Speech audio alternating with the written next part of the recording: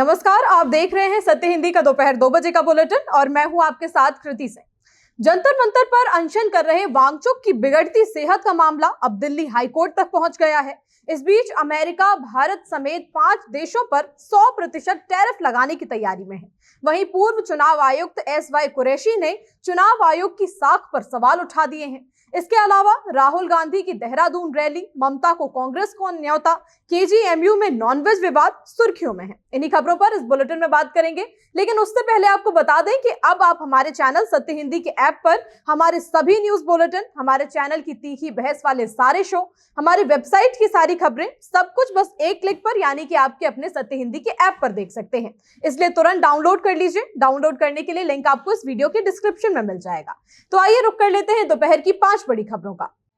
वांगचुक की सेहत पर दिल्ली हाईकोर्ट में याचिका दायर, यही हाल रहा तो 2 दिन में होगी मौत। रूसी तेल खरीदने पर भारत समेत 5 देशों पर 100% टैरिफ लगाने की तैयारी में अमेरिका।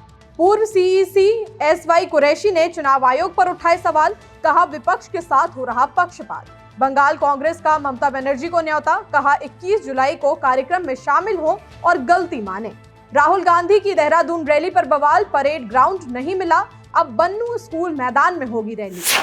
सामाजिक कार्यकर्ता सोनम वांगचुक के अनिश्चितकालीन अनशन को लेकर अब मामला दिल्ली हाईकोर्ट तक पहुंच गया है। उनकी भूख हड़ताल आज 18वें दिन में पहुंच गई है और उनकी बिगड़ती सेहत को देखते हुए कोर्ट में एक जनहित याचिका दाखिल की गई है। इस याचिका में मांग की गई है कि अगर जरूरत पड़े तो सोनम वांगचुक को उनकी इच्छा के खिलाफ भी सरकारी अस्पताल ले जाकर डॉक्टरों की निगरानी में तरल आहार, जरूरी पोषक तत्व, विटामिन और मिनरल दिए जाएं ताकि उनकी जान बचाई जा सके।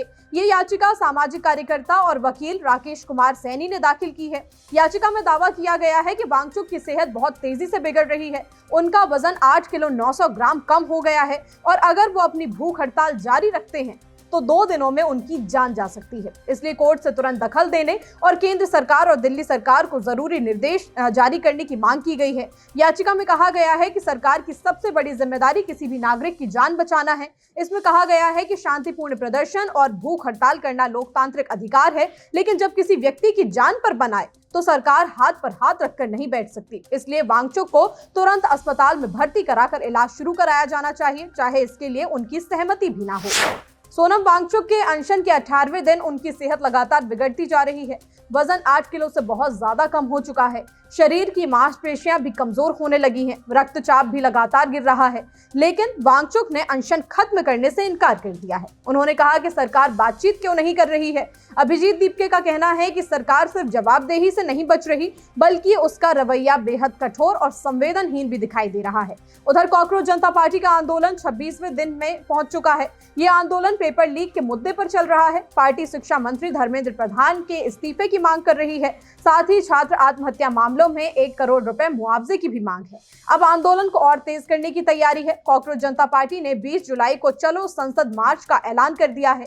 ये मार्च संसद के मॉनसून सत्र के पहले दिन निकाला जाएगा।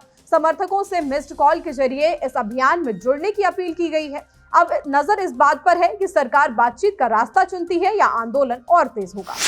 TMC सांसद साकेत गोखले ने सोनम वांगचुक के अनशन को लेकर शिक्षा मंत्री धर्मेंद्र प्रधान को चिट्ठी भी लिखी है और वांगचुक से तुरंत संवाद करने की अपील की है।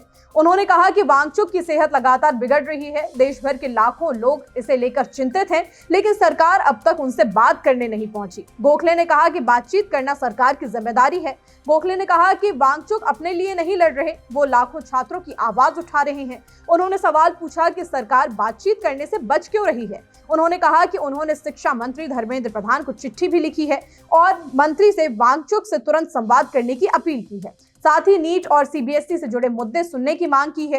गोखले ने कहा कि अगर वांगचुक को कुछ हो जाता है तो सरकार और शिक्षा मंत्री की जिम्मेदारी तय होनी चाहिए। क्या अब रूस से तेल खरीदने पर भारत को 100% टैरिफ देना होगा, यानी कि जितने का तेल खरीदा जाएगा उतना ही टैरिफ हमें अमेरिका को देना होगा। दरअसल अमेरिकी सीनेट के दोनों दलों के सांसदों ने एक नया प्रतिबंध बिल पेश कर दिया है, जिसमें भारत, चीन, स्लोवाकिया, हंगरी और अजरबैजान जैसे देशों के अमेरिका को होने वाले निर्यात पर 100% तक टैरिफ लगाने का प्रस्ताव रखा गया है। इस बिल का मकसद रूस की ऊर्जा से होने वाली कमाई पर चोट करना है और यूक्रेन युद्ध को खत्म करने के लिए उस पर दबाव बढ़ाना है। इससे पहले रूस से ऊर्जा खरीदने वाले देशों पर 500% तक टैरिफ लगाने की धमकी दी गई थी, लेकिन उस बिल को अमेरिकी सीनेट में पर्याप्त समर्थन नहीं मिला और वो आगे नहीं बढ़ पाया।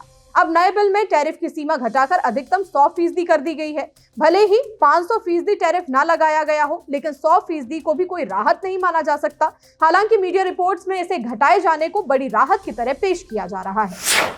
रूसी तेल पर 100% टैरिफ को लेकर कांग्रेस ने मोदी सरकार पर तंज कसा है। कांग्रेस नेता पवन खेड़ा ने कहा कि पीयूष गोयल जो ये कहकर खबरों को खारिज कर रहे हैं कि भारत अमेरिका से बेहतर ट्रेड डील के लिए बातचीत नहीं रोक रहा है, उन्हें अब इस पर सफाई देनी चाहिए। ये अमेरिकी डेमोक्रेट सांसद नहीं है, ये रिपब्लिकन सीनेटर हैं जिन्हें खुद राष्ट्रपति ट्रंप का समर्थन हासिल है। ये भारत समेत 5 देशों पर रूस से तेल खरीदने के बदले 100% तक टैरिफ लगाने की मांग कर रहे हैं। खेड़ा का कहना है कि जरा सोच कर देखिए कि अगर रूस से तेल खरीदने के लिए भी ट्रंप की मंजूरी की जरूरत पड़े और फिर वही अमेरिका उसी बात पर भारत को भारी टैरिफ की धमकी भी दे, तो ये कितनी बड़ी बेइज्जती की बात होगी। पूर्व मुख्य चुनाव आयुक्त एसवाई कुरैशी ने मौजूदा चुनाव आयोग की निष्पक्षता पर सवाल उठाए हैं। अपनी किताब इंडिया एंड आई के लॉन्च से पहले पीटीआई को दिए इंटरव्यू में उन्होंने कहा कि ये देखकर उन्हें बहुत दुख होता है कि किस तरह चुनाव आयोग की साख गिरती जा रही है, क्योंकि चुनाव आयोग कभी देश की सबसे भरोसेमंद संस्थाओं में गिना जाता था। जब उनसे पूछा गया कि क्या मौजूदा चुनाव आयोग विपक्ष के साथ थोड़ा पक्षपात कर रहा है, तो उन्होंने कहा कि थोड़ा शब्द तो बहुत छोटा है। उनके मुताबिक विपक्ष के साथ बहुत ज्यादा नाइंसाफी हो रही है। उन्होंने कहा कि पिछले कुछ वर्षों में 24 विपक्षी दलों को अपनी शिकायत लेकर सुप्रीम कोर्ट तक जाना पड़ा, क्योंकि चुनाव आयोग उनसे मिलने तक के लिए तैयार नहीं था। कुरैशी ने बताया कि अपने कार्यकाल में वो हमेशा पहले विपक्ष की बात सुनते थे, क्योंकि लोकतंत्र में विपक्ष का भरोसा बनाए रखना बहुत जरूरी होता है। उन्होंने कहा कि अगर सरकार और विपक्ष दोनों समय मांगते थे तो पहले विपक्ष को मौका दिया जाता था। हालांकि कुरैशी ने अपने कार्यकाल की कुछ उपलब्धियां का भी जिक्र किया। उन्होंने कहा कि मतदाता जागरूकता अभियान, चुनावी खर्च पर निगरानी, राष्ट्रीय मतदाता दिवस और चुनाव प्रबंधन प्रशिक्षण संस्थान जैसी पहल आज भी मजबूत तरीके से काम कर रही है। लेकिन उन्होंने अफसोस जताया कि चुनाव आयोग की सबसे बड़ी ताकत उसकी विश्वसनीयता थी, जो अब इस पर असर पड़ रहा है। बुलेटिन में अभी आगे और भी खबरें हैं। राहुल गांधी की देहरादून रैली को लेकर रात भर हुआ बवाल। कांग्रेस ने ममता को बुलाया, पुरानी गलती मानने की सलाह। केजीएमयू हॉस्टल में नॉनवेज पर रोक, सियासत हुई तेज। मणिपुर में असम राइफल्स कैंप पर भीड़ का हिंसक हमला। राहुल गांधी का देहरादून में छात्रों की गूंज कार्यक्रम अब नए मैदान में होगा। पहले ये कार्यक्रम परेड ग्राउंड में होना था, लेकिन वहां की अनुमति रद्द कर दी गई। इसके बाद कांग्रेस ने कार्यक्रम का स्थान बदल दिया। अब ये कार्यक्रम बन्नू स्कूल मैदान में होगा। कांग्रेस ने कहा कि फैसला छात्रों की सुरक्षा के लिए लिया गया। उधर अनुमति रद्द होने पर कांग्रेस ने विरोध भी किया। देर रात नेता और कार्यकर्ता परेड ग्राउंड पहुंच गए। उन्होंने मैदान का गेट खुलवाने की कोशिश की। इस दौरान पुलिस और कार्यकर्ताओं में नोकझोंक भी हुई। बाद में कांग्रेस नेताओं ने वहीं धरना दिया। प्रदेश अध्यक्ष गणेश गोदियाल ने सरकार पर आरोप लगाए। उन्होंने कहा कि पहले अनुमति दी गई थी, बाद में राजनीतिक दबाव में उसे वापस ले लिया गया। उन्होंने ये भी कहा कि तय शुल्क से ज्यादा पैसा जमा किया गया था, फिर भी कार्यक्रम की अनुमति रद्द कर दी गई। कांग्रेस का आरोप है कि सरकार राहुल गांधी के कार्यक्रम से घबराई हुई है। हालांकि पार्टी ने साफ कर दिया है कि छात्रों की गूंज कार्यक्रम 17 जुलाई को ही होगा। बस अब इसका आयोजन परेड ग्राउंड नहीं बल्कि बन्नू स्कूल मैदान में किया जाएगा। बंगाल कांग्रेस ने ममता बनर्जी को 21 जुलाई कार्यक्रम में बुलाया है। प्रदेश कांग्रेस अध्यक्ष शुभंकर सरकार ने उन्हें ये न्योता दिया है। शुभंकर सरकार ने ये कहा कि ममता बनर्जी इतिहास को नहीं बदल सकती। उन्होंने कहा कि 21 जुलाई 1993 का आंदोलन युवा कांग्रेस के बैनर तले हुआ था।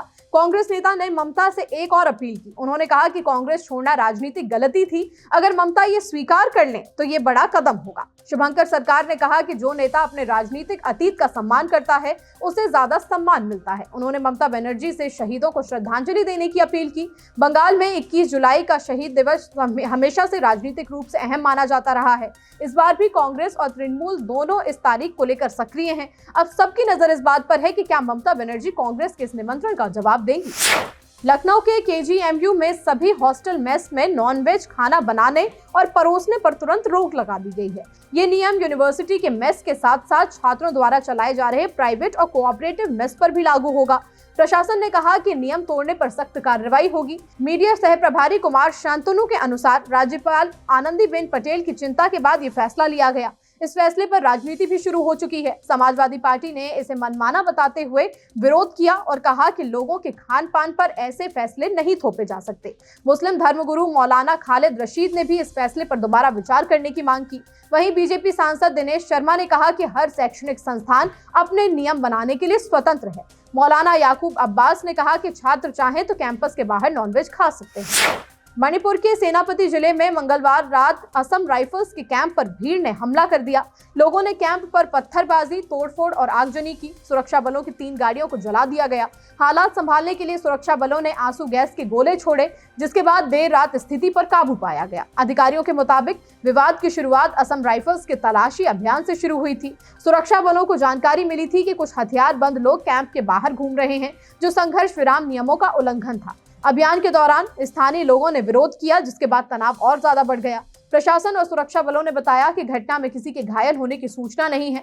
फिलहाल सेनापति जिले में स्थिति शांत और नियंत्रण में है।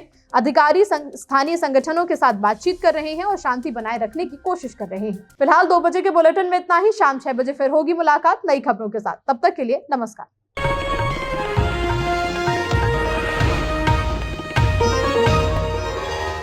Copyright disclaimer under Section 107 of the Copyright Act 1976. Allowance is made for fair use for purposes such as criticism, comment, news reporting, scholarship, and research.